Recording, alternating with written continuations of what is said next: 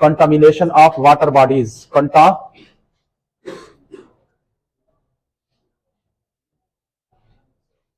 of water bodies. Water bodies का contamination क्या कहलाएगा? Is called water pollution, is called water pollution, पानी की आलूदगी कहलाती है।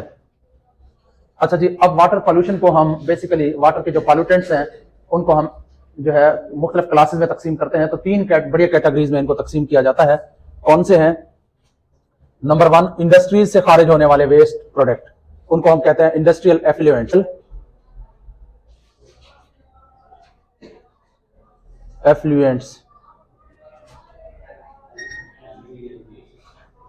एक इंडस्ट्रियल एफ्लुएंट्स है। दूसरे, जो हम घरों में जो चीजें, जो वेस्ट प्रोडक्ट हम घरों में खारिज करते हैं, वाटर में खारिज हो जाती है हमारे घरों से निकलकर, उनको हम कहेंगे डोमेस्टिक एफ्लुएंट्स। और उसके बाद एग्रीकल्चर एफ्लुएंट्स, जो जमीनों में हम खाद स्प्रे वगैरह इस्तेमाल करते हैं, वो क्या कहलाएंगे? एग्रीकल्चर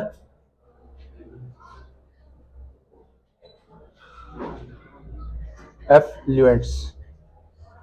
हमारा आज का टॉपिक है इंडस्ट्रियल एफ्लुएंट्स। हमने देखना है कि इंडस्ट्रियल एफ्लुएंट्स क्या है।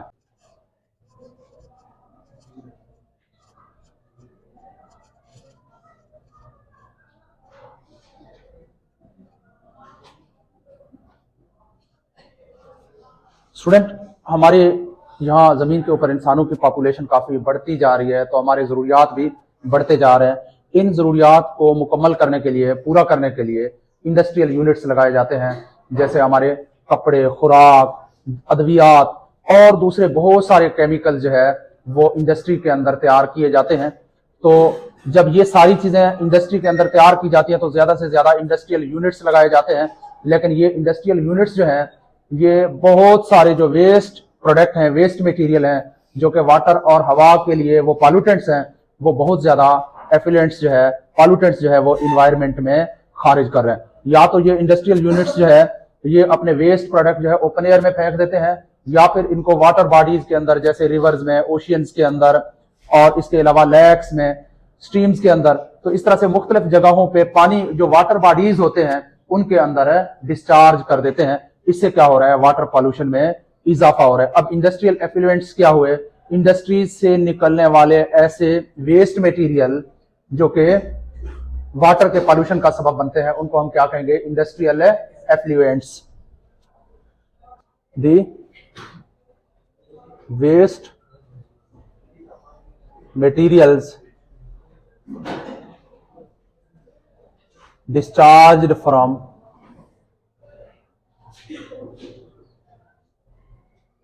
इंडस्ट्रियल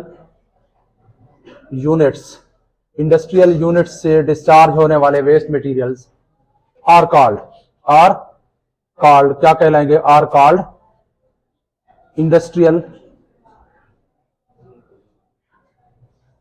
एफ्लुएंट्स कहलाएंगे। इफेक्ट्स ऑफ इंडस्ट्रियल एफ्लुएंट्स, ये क्योंकि आपने बिल्कुल सिंपल करना है, ज्यादातर तो हमने इसके नंबर 1 देखें, ये वाटर की क्वालिटी को बिल्कुल तबाह कर देते हैं। इंडस्ट्रियल एफ्लुएंट्स क्या कर देते हैं? जब भी ये वाटर में दाखिल होते हैं, क्योंकि इनके अंदर टॉक्सिक केमिकल्स होते हैं, जहरीले केमिकल्स होते हैं, ये टॉक्सिक और जहरीले केमिकल जो है वो वाटर की क्वालिटी को बिल्कुल डिस्ट्रॉय कर देते हैं। दे destroy the quality of water. क्या है? दे destroy the quality of water, पहली बात। नंबर 2, ये जब इंडस्ट्रियल एफ्लुएंट्स जब पानी में दाखिल हो जाते हैं तो वाटर में मौजूद ऑक्सीजन जो है, डिजॉल्व्ड जो ऑक्सीजन होती है पानी के अंदर पहले से हलशुदा, जिसमें उसी ऑक्सीजन के जरिए से पानी में मौजूद जानदार जो है वो जिंदा है। तो जब ये इंडस्ट्रियल एफ्लुएंट्स पानी में दाखिल हो जाते हैं, ये पानी में मौजूद डिजॉल्व्ड ऑक्सीजन की मिकदार को कम कर देते हैं, खत्म कर देते हैं। दे reduce the amount of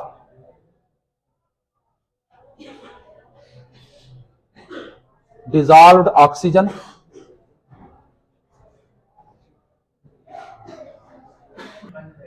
water पानी में डिजॉल्व ऑक्सीजन की मिकदार को कम कर देते हैं, जो कि ऑक्सीजन की मिकदार कम होने की वजह से ये वाटर रिजर्वायर में मौजूद एक्वेटिक लाइफ को तबाह कर देती है। That disturb aquatic life. हाँ जी, एक्वेटिक लाइफ इससे डिस्टर्ब हो जाती है, पानी में मौजूद जिंदगी डिस्टर्ब हो जाती है।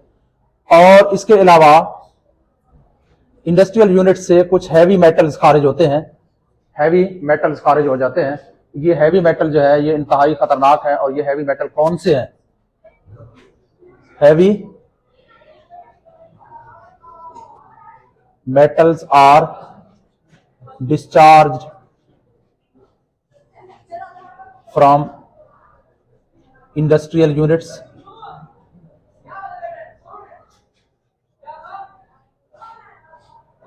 ये हैवी मेटल कौन से हैं? आईई, इनमें कैडमियम है, ठीक है, मरकरी है Hg, और लेड है Pb। ये हैवी मेटल्स हैं कुछ। ये जब पानी में खारिज हो जाते हैं तो ये भी हमारे लिए इंतहाई खतरनाक है। That causes serious diseases like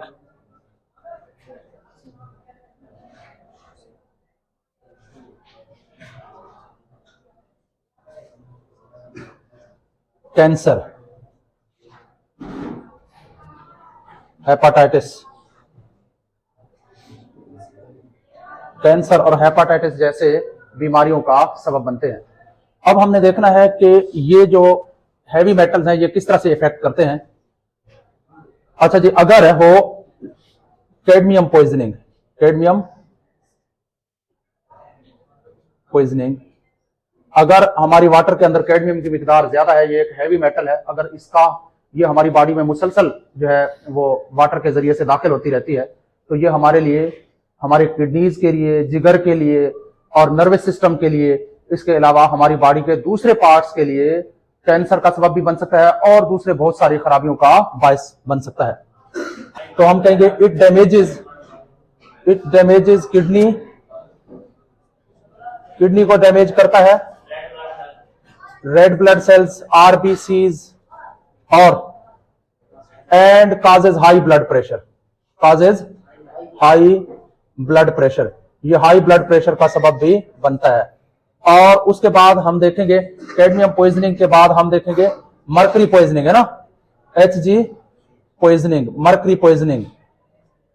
mercury poisoning किस चीज का सबब बनता है? क्या करता है? Causes neurological, NEUROLOGI, neurological problems, ये न्यूरोलॉजिकल प्रॉब्लम्स का बायस बनता है। और उसके बाद है lead poisoning, lead poisoning. Lead poisoning किस चीज का सबब बनता है? इट डैमेजेस किडनी, इसका भी ऐसे लिखेंगे, डैमेजेस किडनी, किडनी को डैमेज करता है, liver, brain, central nervous system, CNS, central nervous system इसको कहेंगे। और इसके अलावा reproductive system and reproductive system. Reproductive system का मतलब क्या है? तौलीदी निजाम, बच्चे पैदा करने का निजाम, रिप्रोडक्टिव सिस्टम। तो